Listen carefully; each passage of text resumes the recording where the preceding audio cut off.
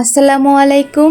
ঈদ মোবারক। এখন ঘড়িতে বাজে 6টা 30। তানহার বাবা রেডি হয়ে ঈদের নামাজ পড়তে চলে গিয়েছে আর আমি চলে এসেছি রান্নাঘরে রান্না বান্না করতে।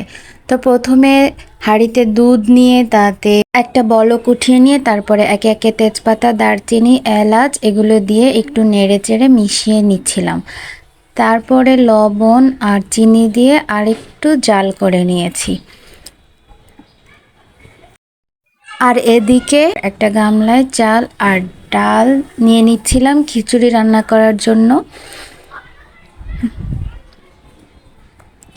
এরপরে দুধটা জাল করা হয়ে গেলে একটা বোলে ঢেলে নিচ্ছি। দুধটা অনেক গরম আছে, এখন এই দুধের ভিতরে সিমাই দেওয়া যাবে না, তাই একটা সাইডে কিছুক্ষণ রেখে দিচ্ছি ঠান্ডা করার জন্য। আর এই সময়টাতে আমি চাল আর ডালটা ধুয়ে নিয়েছি। তারপরে যখন দুধটা একটু ঠান্ডা হয়ে গিয়েছে তখন আমি এর থেকে যে তেজপাতা দুইটা ছিল ওই দুইটা উঠিয়ে নিয়ে সেমাই ঢেলে দিচ্ছি। এখন আর তেজপাতা রেখে লাভ নাই, তেজপাতার যে ঘ্রাণ সেটা অলরেডি দুধের মধ্যে চলে গিয়েছে, তাই তেজপাতা উঠিয়ে ফেললে আর কোনো সমস্যা নাই। এই যে দুধের ভিতরে সেমাই দিয়ে ভালোভাবে একটু নাড়াচাড়া দিয়ে মিশিয়ে নিচ্ছি যাতে কোথাও দলা পেকে না যায়। আর এই যে আর একটা চুলায় আমি কড়াই নিয়ে নিয়েছি, তাতে তেল দিয়ে দারচিনি, তেজপাতা, এলাচ আর একটা বড় এলাচ দিয়ে ভালো করে একটু নেড়ে চেড়ে দিয়ে তাতে দিয়ে দিয়েছি পেঁয়াজ কুচি। পেঁয়াজ কুচিটা দিয়ে ভালো করে একটু 2-3 মিনিট ভেজে নিচ্ছিলাম যাতে পেঁয়াজের কাঁচা গন্ধটা চলে যায়। তারপরে এতে বেশ খানিকটা রসুন দিয়ে দিয়েছি। রসুনটা বাটা রসুনই দিয়েছি। বাটা রসুন দিয়ে এবার আবারও একবার ভালো করে মিশিয়ে নিচ্ছি পেঁয়াজটাকে আর রসুনটাকে একটু ভাজা ভাজা করে নিচ্ছি যাতে পেঁয়াজ রসুনের কাঁচা গন্ধটা চলে যায়। এরপরে হলুদ আর মরিচের গুঁড়া দিয়ে আরও একবার নাড়াচাড়া দিয়ে নিচ্ছি। এবার মশলাটাকে একটু ভালো করে কষিয়ে নিচ্ছি 2 মিনিট। 2 মিনিটের মতো মশলা কষানো হলে তাতে দিয়ে দিলাম কাঁচামরিচ। কাঁচামরিচটা আর কেটে দিই নাই কারণ এর থেকে ঝাল বের হবে। আর যেহেতু শুকনো মরিচের গুঁড়া দেওয়া হয়েছে তাই আর কাঁচামরিচ দিই নাই, শুধু ঘ্রাণ বের হলেই হবে।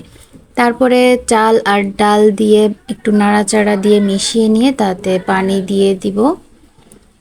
এই তো পানি দেওয়া হয়ে গিয়েছে, পানি দিয়ে আরেকটু মিশিয়ে নিয়ে ঢাকনা দিয়ে ঢেকে রেখে দিচ্ছি। ও তারপরে মনে পড়লো আমি লবণ দেই নাই, তাই এখন লবণ অ্যাড করে দিয়ে আর একটু নেড়ে চেড়ে নিচ্ছি। নেড়ে চেড়ে নিয়ে এই যে আমি চলে গিয়েছিলাম বাথরুমে গোসল করতে। গোসল করে জামা কাপড় পরে রেডি হয়ে এসে দেখি যে মোটামুটি হয়ে গিয়েছে। আর আমি কিন্তু পাওয়ার কমাই দিয়ে গিয়েছিলাম, পাওয়ার বাড়াই দিয়ে গেলে এসে দেখতাম রান্নাঘরের অবস্থা পুরাই কাহিল। তাই আমি জাল একদম কমাই দিয়েছিলাম। একটু টেনশনে ছিলাম যে এতগুলো চাল এই হাঁড়িতে হবে কি না। তা আলহামদুলিল্লাহ হয়ে গিয়েছে, ভাত রেডি হয়ে গিয়েছে। এবার আমি নিচে এসে দেখছি গরু কাটা কত দূর কি হলো। আর এই যে মামার পা কেটে গিয়েছে কাটতে গিয়ে, তাই আমার মা চলে গিয়েছে কাপড় আনতে বেঁধে দেওয়ার জন্য। আর এদিকে আকাশ আর ইব্রাহিম ওরা দুইজন কাটছিল, মামা যেহেতু বসেছিল পা ধরে রেখে। অনেক খানিকটা কেটে গিয়েছে, অনেক রক্ত বের হয়েছিল। এবার ওরা ধরাধরি করে নিয়ে আসছিল, এক এক করে রাখতে রাখতে পুরা চামড়াটা পড়ে আছে রাস্তার উপরে। আর গরুর গোশগুলো সব আনা শেষ হয়ে গিয়েছে, এবার শুধু কেটে নিতে হবে। সব আনা যেহেতু শেষ হয়ে গিয়েছে এবার কাটার পালা। আর আম্মু ওদিকে ভুঁড়ি নিয়ে ব্যস্ত ছিল, ভুঁড়ি পরিষ্কার করা শুরু করে দিয়েছে, একই সাথে সব কিছু হয়ে যাবে তাই। আর এই মামা গোশ কাটতে বসে পড়েছে। প্রথমেই এই যে একটা হাড্ডিতে কোপ দিয়ে 2 ভাগ করে দিয়েছে। এইবার মনে হয় এটা ছিটকে চলে যাবে, হ্যাঁ ছিটকেই চলে গিয়েছে। আর ইব্রাহিম এটা উঠিয়ে দিল। আর ওই যে গরুর মাথা, তানহা আবার একটু শিংটা ধরে দেখছিল। আর এই যে বড় একটা লেগ পিস উঠিয়ে নিয়ে সেইটাকেও কেটে নিচ্ছে মামা। আর আম্মু বলছিল যে ওরা কাটতে থাক আর কিছু গোশ নিয়ে রান্না করা শুরু করে দে, আমি ভুঁড়িটা রেডি করে ফেলি, সুন্দর করে পরিষ্কার করে ফেলি। তো ওই গোশ নিয়ে রান্নাটা শুরু করে দে, তাহলে ওরা খেয়ে যেতে পারবে। এদিকে আমি মামাকে একটু দেখাচ্ছিলাম, সবাইকে দেখাচ্ছিলাম যে কিভাবে কিভাবে গোশ কাটছে। সবাই আমার দিকে তাকিয়ে একটু হাসছিল। আর এই যে গোশ নিয়ে চলে এসেছি আমি বাসায়। আর দুইটা হাঁড়িতে ধুয়ে রেডি করে নিয়েছি, যেহেতু একটা হাঁড়িতে হবে না তাই দুইটা হাঁড়িতে দিয়েছি, একটা মাটির হাঁড়ি আর একটা স্টিলের হাঁড়ি। আম্মু বলেছিল তোর মাটির হাঁড়িতে আজকে রান্না করা লাগবে না, তুই বড় হাঁড়িতেই রান্না কর। তা আমি এতদিন ধরে আশা করে আছি যে আমি মাটির হাঁড়িতে রান্না করব। একটা ভেঙে গিয়েছে আর একটা নতুন করে কিনে নিয়ে এসেছি, তো আমি যদি না রান্না করি আমার তো আশাটাই পূর্ণ হবে না। তাই আমি মাটির হাঁড়িতে নিয়েছি, অর্ধেকটা মাটির হাঁড়িতে নিয়েছি, অর্ধেক না অর্ধেকের কম, আর বেশিরভাগই আমি স্টিলের হাঁড়িতে নিয়েছি। আর অনেক সাবধানে সাবধানে কাজ করছি যাতে এই হাঁড়িটাও ভেঙে না যায় রান্না। আর এই জন্য আমি কিছু মশলা যেমন জয়িত্রী, শাহি জিরা, এলাচ, বড় এলাচ, এগুলো আমি মাটির বাটনায় আগে একটু থেতো করে নিয়েছি, তারপরে দুই হাঁড়িতেই দিয়ে দিয়েছি। একটাতে একটু বেশি দিয়েছি, একটাতে কম দিয়েছি। এবার দিয়ে দিচ্ছি রসুন বাটা। একে একে দুই হাঁড়িতেই সব মশলা দিয়ে আমি রেডি করে নিব, যাতে দুইটাই একসাথে রেডি হয়ে যায় আর নাড়াচাড়া দিতে আমার কোনো কষ্ট না হয়। এবার দিয়ে দিলাম আদা বাটা, দুইটাতেই দিয়ে দিচ্ছি একসাথে।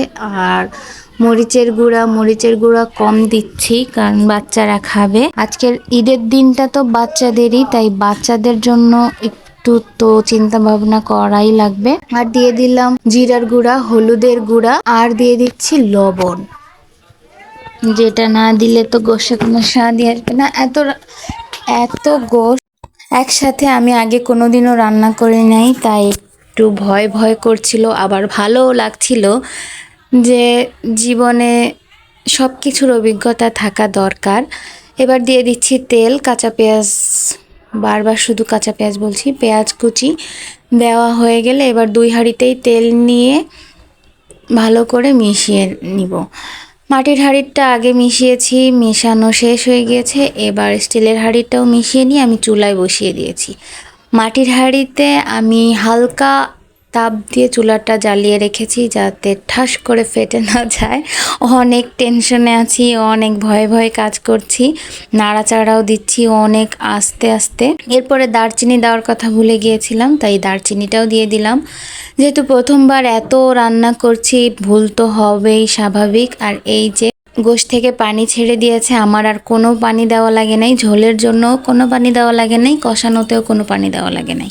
আর এই যে এদিকে নিচে এসে দেখি আমার ছোট মামার হাত কেটে গিয়েছে, আমার নানি তো ব্যস্ত হয়ে গিয়েছে, তাকে হাত বেঁধে দিচ্ছে, তা কি করলে কি হবে, ছোট ছেলে বলে কথা।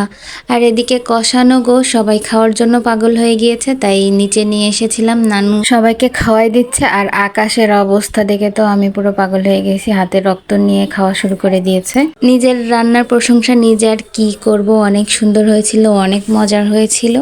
আর মাটির হাঁড়ির রান্না খেয়ে তো আমি একদম পুরো ফ্যান হয়ে গিয়েছি। আমি আর মনে হয় না আমি কোনোদিন আর মাটির হাঁড়িতে ছাড়া আর গোশ রান্না করব। আজকের মতো এই পর্যন্তই। আল্লাহ হাফেজ, ঈদ মোবারক।